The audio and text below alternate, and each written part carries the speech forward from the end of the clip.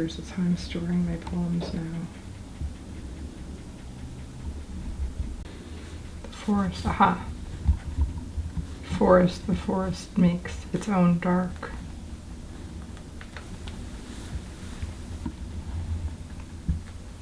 The lilting.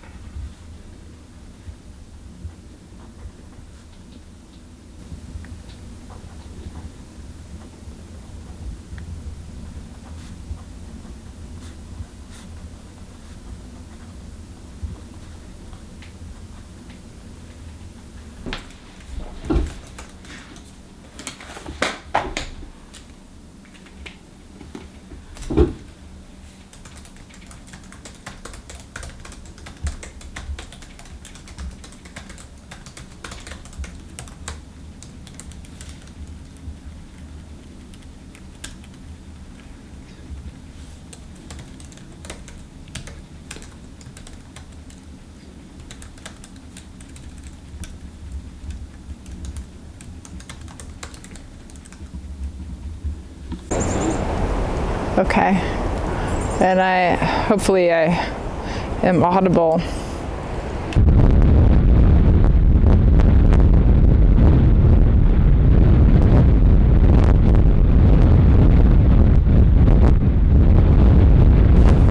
The wind, sila. Anochlichzok is the North Slope dialect for saying it's real windy.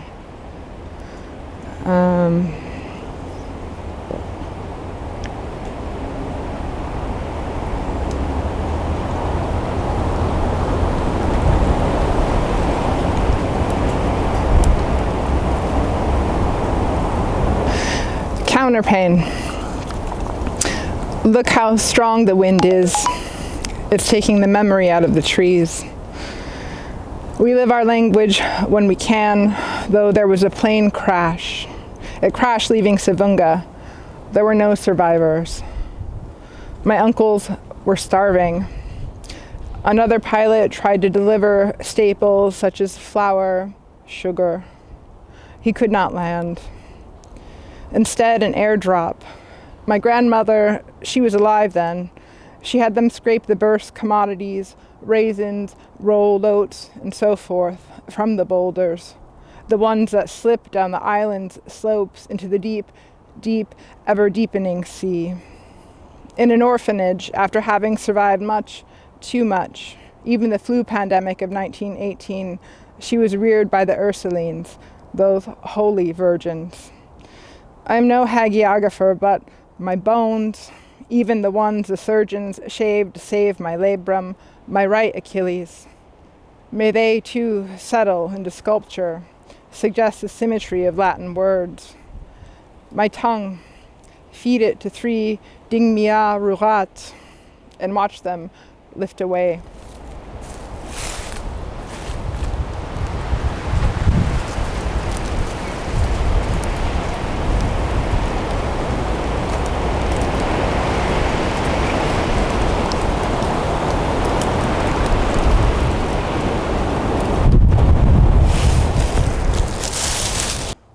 So why did we go to Nome? People ask me, why am I into this white Alice thing? And I begin talking about, I guess, the physicality of these structures, right? And seeing these structures, the white Alice site in particular in Nome, just being interested from a very young age in how they looked. I think it was also too, as a young girl, was it 2001: A Space Odyssey? And I was also interested in their order, their orderliness, how they visually appear over the landscape that is it's a wild place. And then Nome is a wild town.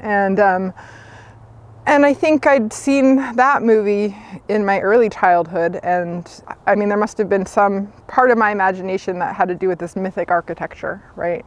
Searching for meaning, and then, seeing images like Stonehenge and understanding that there was something very powerful about those images. And as a poet, too, my poems are image driven. And then when I learned that they were actually part of how language passed through and in and out of Nome. I was even more, I guess, as I learned more about the White Alice sites, I became more interested. And then I think too, it was, you know, if you fly over the tar sands, right, and you see all of the infrastructure, or the first time you fly over and you see the pipeline, I mean, I started to think about the Arctic as having these, I mean, actually bearing these scars of the military-industrial complex.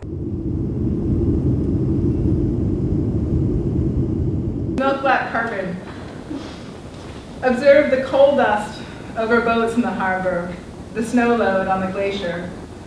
Take in the woman who pursues a myth to counter another myth. What dazes, scatters, and filters. Each respiration blurs an image. The cold tipple tilts in its blue skin, meadows blonde. From open shelves, honey jars tumble to split and spill in the gasp of a tumbler.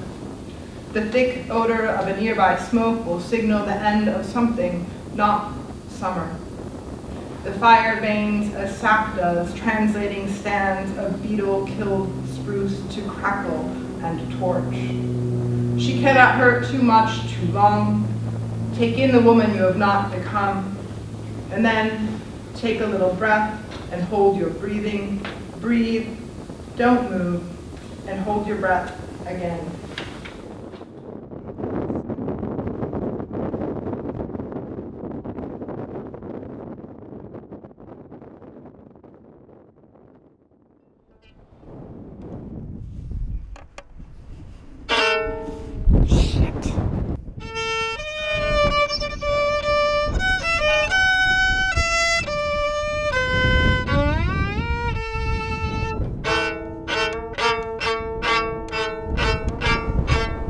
Sometimes you just gotta play it to warm it up.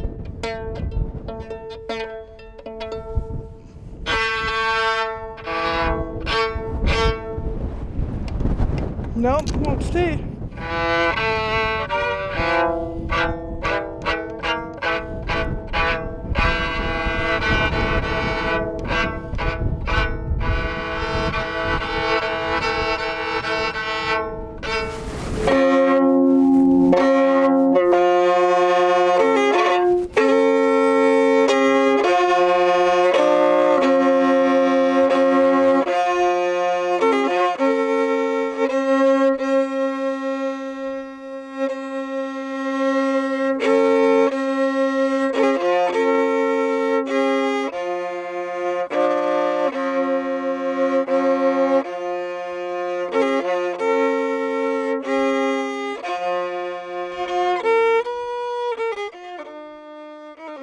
There's a song called The Raven Dance, and it's a King Island dance, and it starts out with Inururunga, which means I'm a human being.